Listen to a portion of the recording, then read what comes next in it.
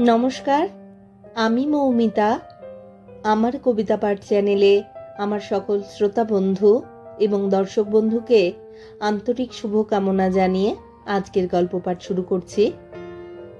আজ আমি আপনাদেরকে পাঠ করে শোনাব সুনীল গঙ্গোপাধ্যায়ের লেখা একখানি অত্যন্ত মর্মস্পর্শী ছোট গল্প। গল্পের নাম পটভূমি। আমার অনুরোধ রইল গল্প পাঠ শোনার জন্য। রোজকারই মতো আমার পুরনো কথাগুলি একবার সংক্ষেপে বলে নিচ্ছি। যদি আমার গল্প পাঠ আপনাদের ভালো লাগে, অনুগ্রহ করে লাইক শেয়ার করবেন। যারা এখনো আমার কবিতা পাঠ চ্যানেলটি সাবস্ক্রাইব করেননি, তাদের অনুরোধ সাবস্ক্রাইব করে সাথে থাকার। আর আপনারা আপনাদের মূল্যবান মতামত কমেন্ট বক্সে জানিয়ে আমাকে অনুপ্রাণিত এবং সমৃদ্ধ করবেন, এও আমার অনুরোধ। ধন্যবাদ। শুরু করছি আজকের গল্প পটভূমি।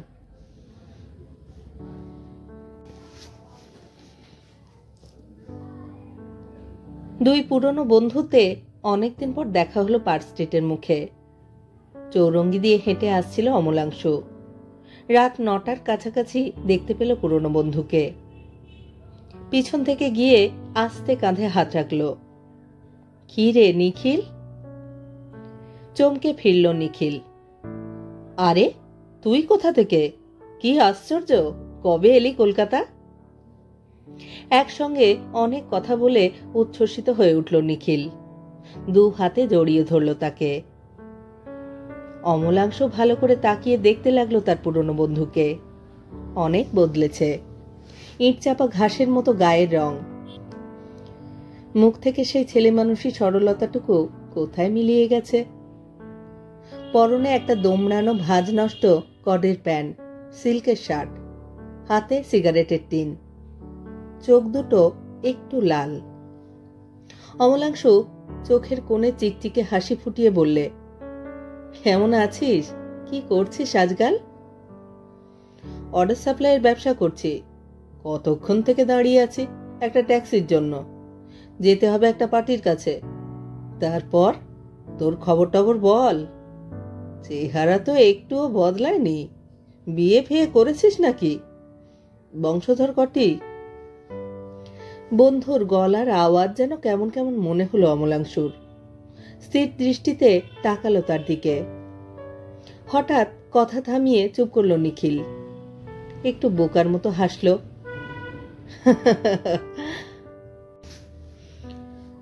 অমলাংশুর কানের কাছে মুখ এনে বলল, ডোন্ট মাইন্ড, আমি আজ একটু ড্রিঙ্ক করেছি। মানে বড় বড় পার্টির সঙ্গে কাজ করতে হয় তো। আশা করি এসব ব্যাপারে তোর কোনো প্রেজুডিস নেই।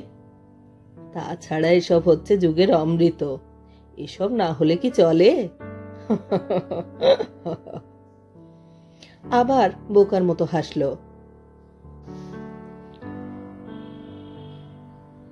এই কথা বলার পর যা বলা উচিত অমলাংশ তাই বলল। লীলা লীলা কেমন আছে? ভালোই আছে। খারাপ থাকবার তো কোনো কারণ নেই। মাসে মাসে মোটা রোজগার করছি। জায়গা দেখেছি, ঢাকুরিয়ায় বাড়ি করব। গাড়িও কিনতে হবে একটা। এই ট্যাক্সির ঝামেলা আর ভালো লাগে না। কখন থেকে দাঁড়িয়ে আছি জানিস? নবাব পুত্তরদের দেখাই নেই। সেই মসজিদ বাড়ি স্ট্রিটেই আছিস তো? পাগল, সে বাড়ি কবেই ছেড়েছি। এখন পার্ক সার্কাসে ফ্ল্যাট নিয়েছি। দাঁড়া, ঠিকানা দিয়ে দিচ্ছি। যাবি একদিন? কালকেই আয় না সকালে, আমি ফ্রি আছি। এখন একটু ব্যস্ত, ডোন্ট মাইন্ড। পকেট হাতড়ে একটা কার্ড বার করে অমলাংশুর হাতে দিল। তারপর হঠাৎ ট্যাক্সি বলে চিৎকার করে অপসৃয়মান একটা গাড়ির পিছনে ছুটল নিখিল। তার পরের মুহূর্তেই অবিশ্বাস্য কাণ্ডটা ঘটে গেল। নিখিল ছুটতেই বিপরীত দিক থেকে একটা প্রচন্ড সিংহের মতো ডবল ডেকার বাস এসে ঝাঁপিয়ে পড়ল। ব্রেক কষার বিশ্রী শব্দ আর একটি মানুষের ক্ষীণ চিৎকার। অমলাংশু কিছুক্ষণ নির্বোধের মতো দাঁড়িয়ে রইল। তার হাতে সেই ঠিকানা লেখা কার্ড, তাতে তখনও নিখিলের স্পর্শের উত্তাপ লেগে আছে। কেমন যেন একটা ভয়ে অমলাংশুর সমস্ত শরীরটা কেঁপে উঠল। তার প্রচন্ড ইচ্ছে হলো সে ছুটে সেখান থেকে চলে যায়, কিন্তু তখন আর সময় নেই। নানা মানুষের ভিড় ভেঙে পড়ল সেখানে।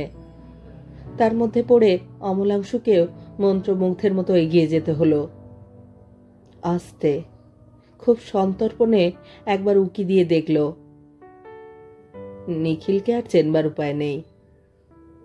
অমলাংশুর পেটের মধ্যে থেকে কি যেন একটা ভারী জিনিস পাকিয়ে পাকিয়ে গলার দিকে উঠতে লাগলো। সমস্ত শরীরটা ঝিমঝিম করতে লাগলো তার। তাড়াতাড়ি ভিড় থেকে বেরিয়ে এসে ময়দানের দিকে খোলা হাওয়ায় দাঁড়ালো। ক্লান্তিতে চোখ বুজল অমলাংশু। শেষ। এক এক করে অনেকগুলো ছবি পরপর চকিতে মনে আসতে লাগলো। কলেজ জীবনে সেই অফুরান প্রাণ খোলা আনন্দ।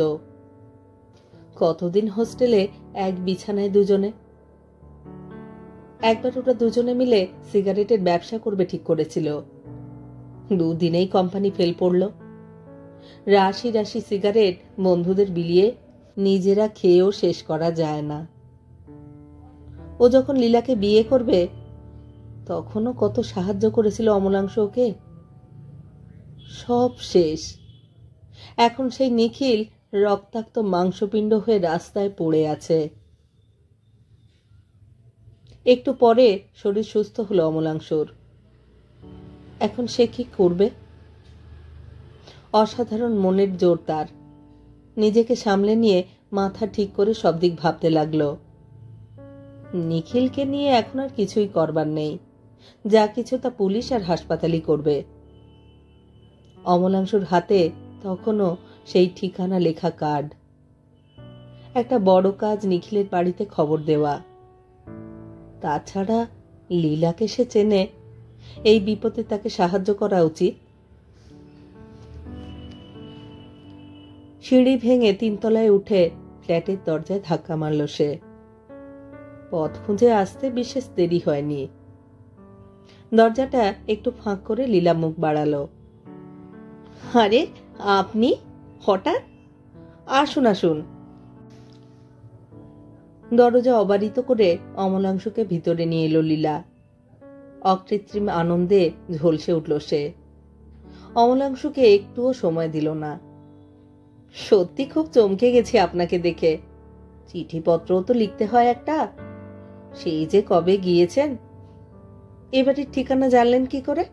ওর সঙ্গে দেখা হয়েছিল বুঝি? অমলাংশু প্রথম ধাক্কায় প্রশ্নের উত্তর থেকে সরে এলো। এই বুঝি তোমার ছেলে? একটি নাকি? কি নাম তোমার খোকন? হ্যাঁ, এই একটি নিয়েই অস্থির। নাম বলো বুবুল।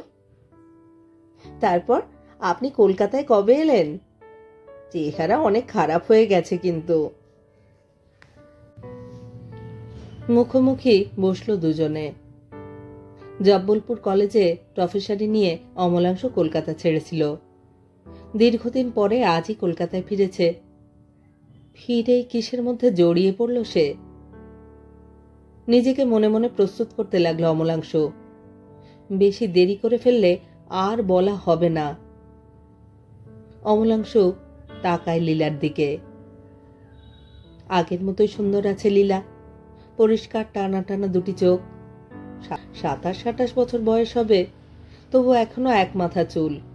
ঠোঁটে স্নিগ্ধ এক টুকরো হাসি। তবু ভালো করে তাকিয়ে দেখল অমলাংশু। চোখের কোণে, চিবুকে, হাসিতে একটা কথা কিছুতেই লুকোতে পারছে না লীলা। তার জীবনে সুখ নেই।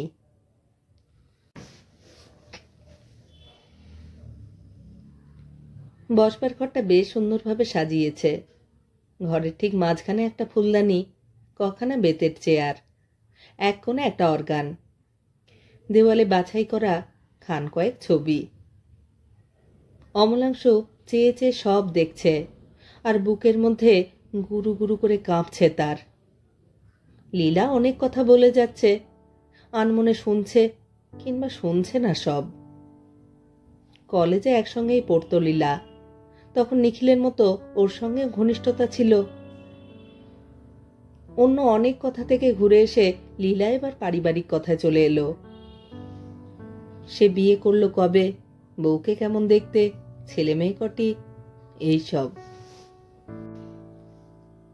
চেষ্টা করে একটু হাসলো অমলাংশু। বিয়ে করবার আর সময় পেলাম কোথায়, করলে নিশ্চয়ই খবর পেতে। তোমার ছেলেটি কিন্তু খুব সুন্দর হয়েছে লীলা, বাবার চেয়ে মায়ের মুখেরই আদল বেশি এসেছে। লীলা বললে, বুবুল নমস্কার করনি তো, কাকা হন তোমার, অমল কাকা। 7-8 বছরের ছেলে, বেশ স্মার্ট, সপ্রতিভ। অমলাংশ ওর দিকে মুখ ফিরিয়ে আদর করতে লাগলো।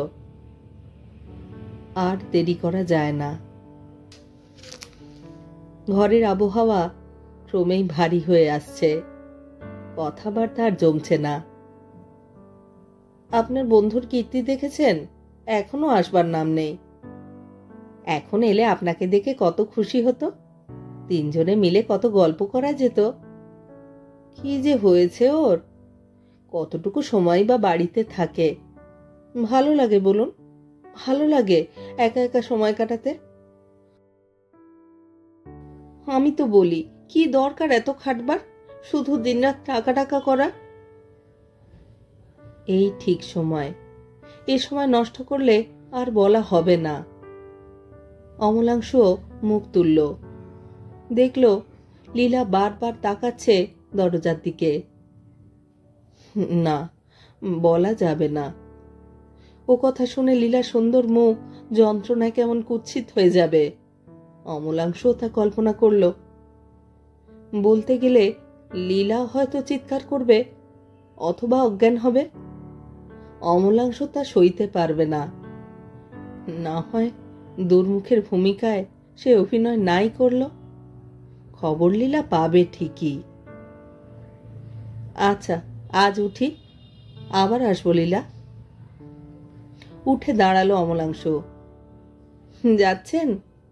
উনি এলে বলবো। আপনি আবার আসবেন তো? না ওকে বলবো আপনাকে ধরে আনতে? দরজার পাল্লাটা খুলে ফিরে দাঁড়ালো অমলাংশ। সমস্ত শরীরটা তার পাথরের মতো ভারী হয়ে গিয়েছে। শরীরের সমস্ত রক্ত যেন বরফের মতো ঠান্ডা হয়ে জমে আসছে।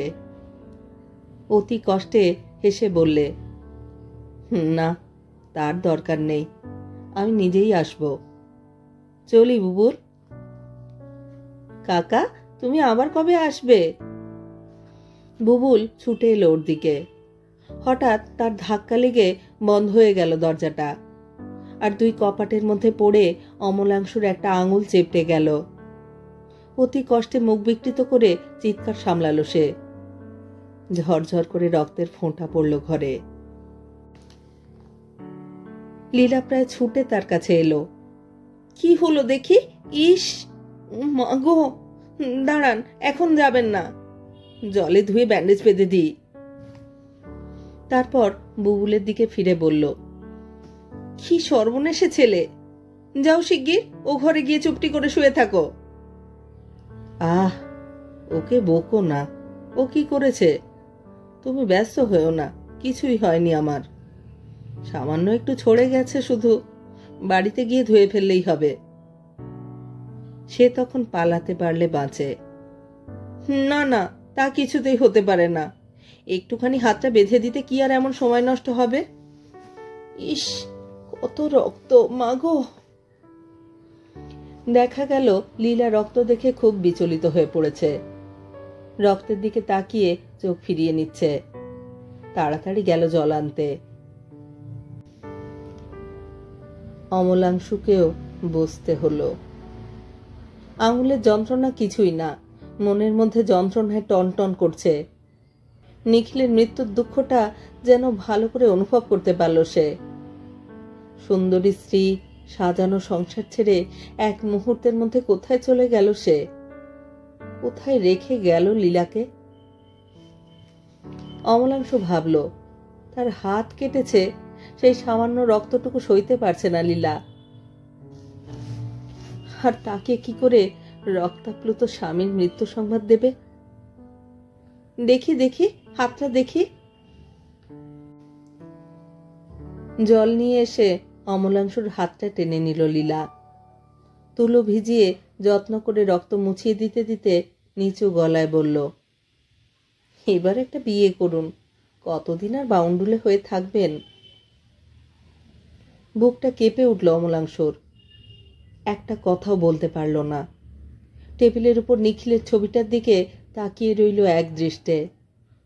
নিখিল তাকিয়ে আছে ওর দিকে। বুকের মধ্যে হু হু করে উঠল অমলাংশুর। লীলা পরিপাটি করে ব্যান্ডেজ বেঁধে দিল। এবার ওঠা উচিত, অনেক রাত হলো। লীলা হয়তো এখন কিছু ভাবতে পারে, কিন্তু অমলাংশু যেতে পারছে না। বাড়িতে আর অন্য লোক নেই। যখন খবর পাবে তখন ওকে কে দেখবে? ও যদি অজ্ঞান হয়ে যায়, যদি আত্মহত্যার চেষ্টা করে, একজনের প্রাণের মূল্যে কি আর একজনের প্রাণ ফিরে পাওয়া যাবে? এই বিপদের মধ্যে তাকে একা ফেলে যায় কি করে অমলাংশু? কে তাকে সান্ত্বনা দেবে? কে তার মৃত্যুর পটভূমিকা আড়াল করে দাঁড়াবে? কিছুই ভেবে পাচ্ছে না সে। বুক থেকে প্রতিটি নিঃশ্বাস ক্লান্ত ভারী হয়ে যেন অনেক পথ পেরিয়ে এসে বার হচ্ছে। লীলা, তোমাকে আমার একটা কথা বলবার ছিল। উঠে দাঁড়ালো সে। লীলা সপ্রশ্ন চোখে তাকালো। আর একটা কথাও বলতে পারল না অমলাংশু। সমস্ত মুখটা কেমন যেন রক্তশূন্য ফ্যাকাশে হয়ে গেল। লীলা সচকিত হয়ে উঠল। ও কি, আপনাকে অমন দেখাচ্ছে কেন? শরীর হঠাৎ খুব খারাপ লাগছে নাকি? বসুন, আর একটু বসুন তাহলে। লীলা, তোমাকে আমার একটা কথা বলার ছিল। অমলাংশু আবার বলল। এমন সময় প্রচন্ড শব্দে ফোনটা বেজে উঠল পাশের ঘর থেকে। অমলাংশুর সর্বশরীর কেঁপে উঠল। সে নিশ্চিত জানে কোথা থেকে ফোন এসেছে। তাড়াতাড়ি এগিয়ে এসে সে লীলার হাতটা চেপে ধরল। অবাক হয়ে দাঁড়িয়ে পড়ল লীলা। কিছুই সে বুঝতে পারছে না। আস্তে আস্তে হাতটা ছাড়িয়ে শান্ত গলায় বললে, ফোনটা বাজছে, শুনে আসতে দিন। লীলা, তুমি যা শুনবে তাই বলতেই আমি এসেছিলুম, কিন্তু তাছাড়াও আমি আরো একটা কথা বলতে চাই। গলা কেটে যাচ্ছে অমলাংশুর। ফোন বেজে চলেছে। লীলা, যখন তুমি আমার সঙ্গে কলেজে পড়তে তখন থেকে তোমাকে আমি জানি। লীলা, আমি তোমার বন্ধু, হয়তো পৃথিবীর একমাত্র বন্ধু। আমাকে তুমি বিশ্বাস করো। লীলার সমস্ত শরীরটা ঝড়ের মুখে চারাগাছের মতোই কেঁপে উঠল। বিদ্যুৎ ঝলকের মতো সে ঘর থেকে বেরিয়ে গেল। পাশের ঘরের ফোন তুলে নিল সে। একটু বাদেই একটা আর্ত স্বর শুনল অমলাংশু।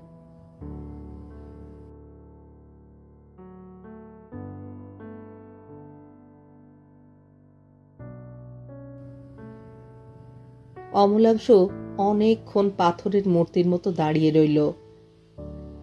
এক দৃষ্টিতে তাকিয়ে রইল নিখিলের ছবির দিকে। চোখটা জ্বালা করে এক ফোঁটা জল এলো। তারপর পর্দা সরিয়ে পাশের ঘরে ঢুকল। ফোনের পাশে টেবিলের উপর আচ্ছন্নের মতো পড়ে আছে লীলা। মাথাটা বুকের উপর ঝুলে পড়েছে। বিনা দ্বিধায় অমলাংশু আস্তে আস্তে ওর চুলের উপর হাত রাখল। বলল, চলো লীলা, শেষবার দেখে আসি নিখিলকে। আছে দুঃখ, আছে মৃত্যু, বিরহ দহন লাগে, তবু